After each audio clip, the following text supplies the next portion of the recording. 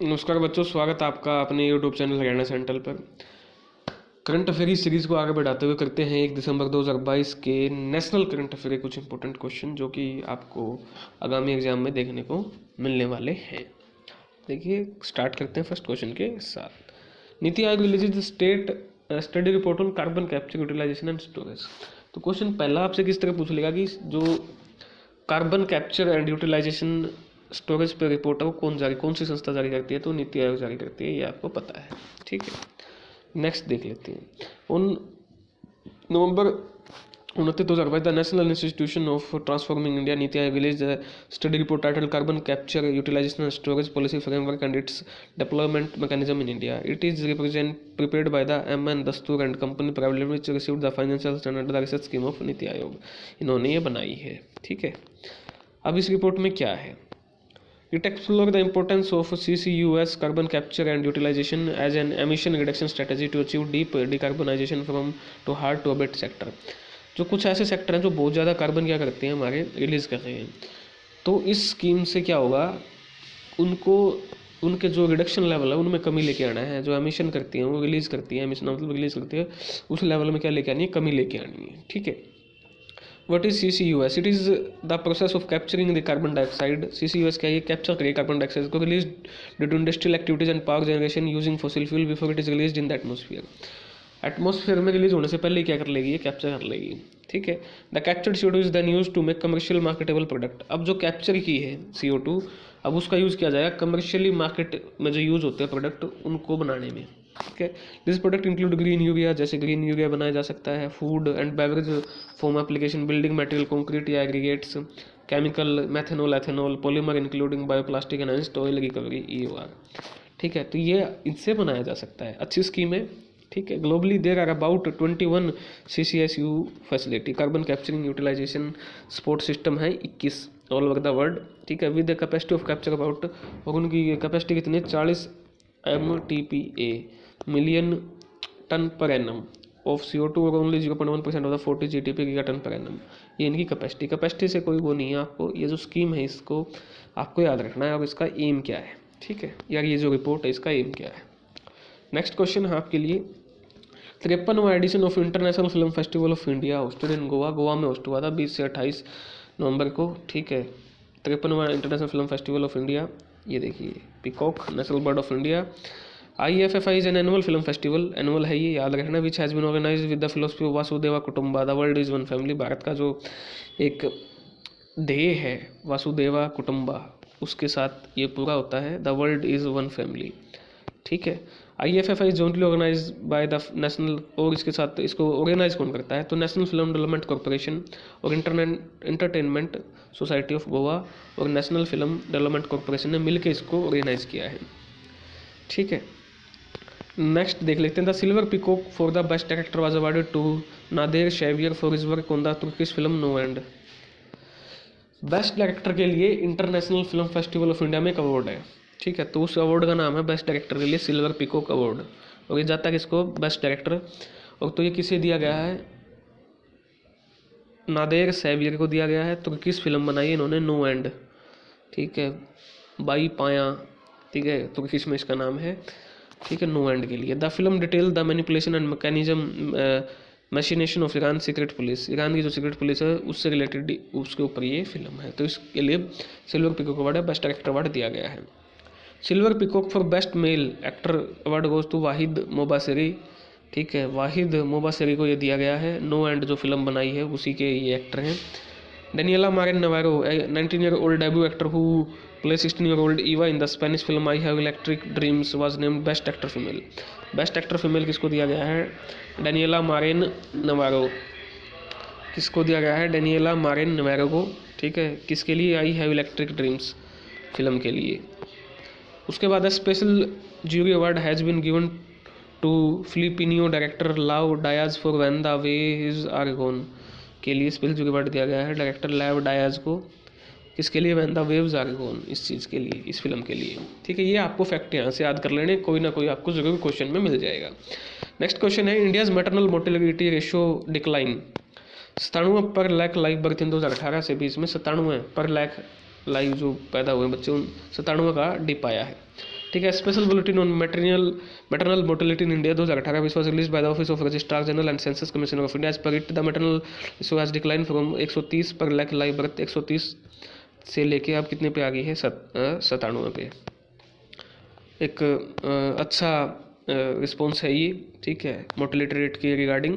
Assam has the highest MMR। अब आपसे question पूछ लेगा सबसे ज़्यादा मैटरनल मोर्टेलिटी किसकी, 195 है असम की, ठीक है। सबसे कम किसकी है, केरला की 19 है। तो ये दोनों आपको एक्स्ट्रा क्वेश्चन बन जाएंगे, यहाँ से फैक्ट याद रखनी है, ठीक है। The highest number of maternal death nationally is 72% happened in the, किस एज में सबसे ज़्यादा हो रही हैं, 20 से 24। इसी चीज़ को देखते हुए भारत सरकार ने जो फीमेल की मैरिज एज है वो 21 की है, ठीक है। अब कईयों को बेवकूफ़ लगा लो या कुछ भी लगा लो, वो समझ में नहीं आता कि 21 एज करने के पीछे सबसे बड़ा कारण है मैटरनल मोर्टेलिटी रेट, जो ये 32% है। आने वाले 5 साल में देख लेना, ये 32 से 16% पे आपको डिक्लाइन मिलेगी, ठीक है। तो ये एक सबसे बड़ा कारण था 21 जो एज की है उसके पीछे। उसके बाद है next question, UNESCO recommended to place Australia's great barrier reef. हमेशा आपको चर्चा में रहता है ग्रेट बैरियर रीफ ऑस्ट्रेलिया का, तो वो यूनेस्को उसको किस में रख रहा है, डेंजर लिस्ट में, in danger list. The united nation, UNESCO की फुल फॉर्म आपको पहले ही बता चुका हूँ। यहाँ भी है the united nation educational scientific and cultural organisation released a report recommending Australia's great barrier reef on list of world heritage site in danger. It is world biggest coral reef ecosystem. This recommendation has been made as the reef is significantly impact by, क्योंकि जो reef है वो किससे effect हो रहा है, climate change से और वार्मिंग ऑफ ओशियन।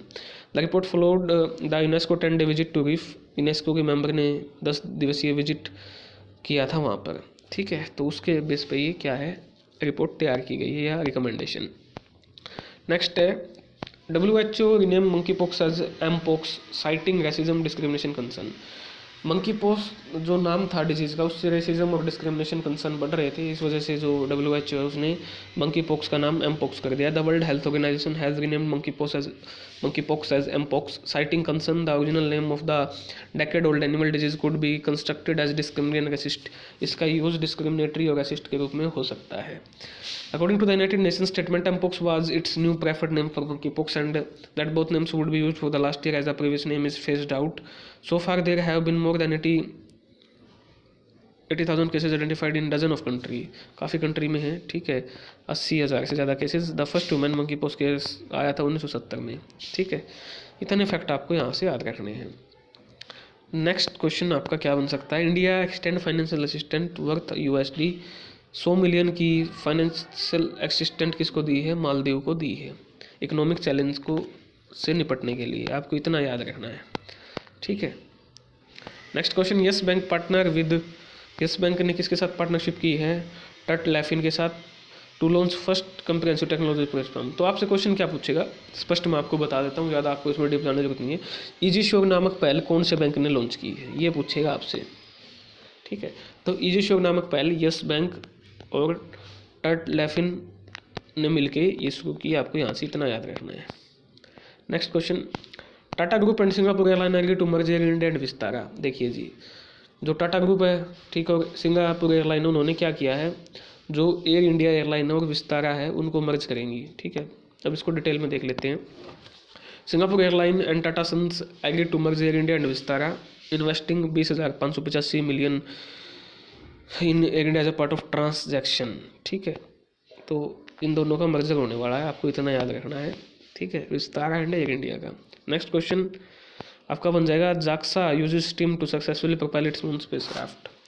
देखिए, जाक्सा है जापान की स्पेस एजेंसी का नाम है, उसने अपने मून स्पेसक्राफ्ट को मूवमेंट करवाने के लिए, प्रोपेल का मतलब होता है मूवमेंट करवाने के लिए क्या यूज़ किया है। उसके पहले तो जाक्सा क्या है वो पता चल गया।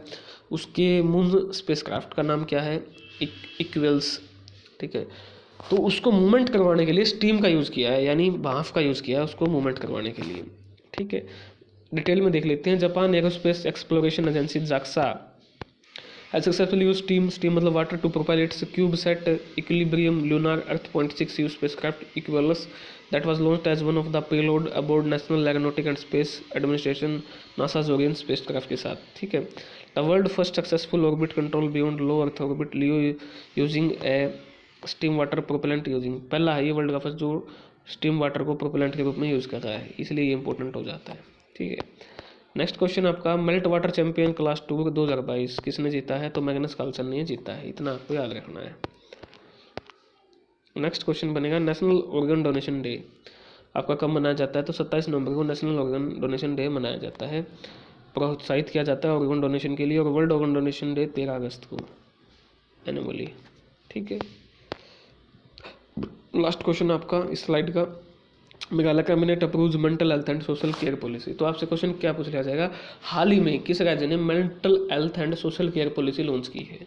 ठीक है, क्या क्वेश्चन पूछेगा, हाल ही में किस राज्य ने मेंटल हेल्थ और सोशल केयर पॉलिसी लॉन्च की है? तो मेघालय की जो गवर्नमेंट है उसने ये पॉलिसी क्या है, लॉन्च की है, इतना आपको यहाँ से याद रखना है, ठीक है। With this Meghalaya become the third state in India to have comprehensive mental health policy.